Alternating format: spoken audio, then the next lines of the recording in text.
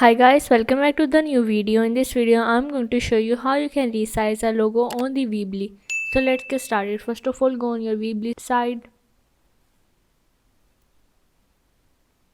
Once you're in, you have to go on the edit side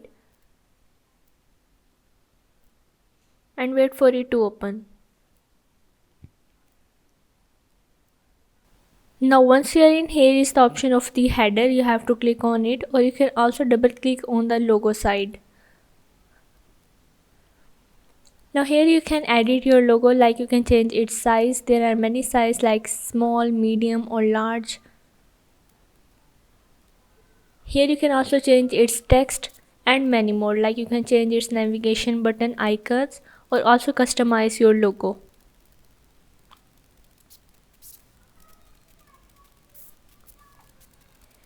You can also change its colors or go on the side colors. Once you're done with all of these, you have to click on the done and save the changes. So yeah, this is how you can resize a logo on the Weebly.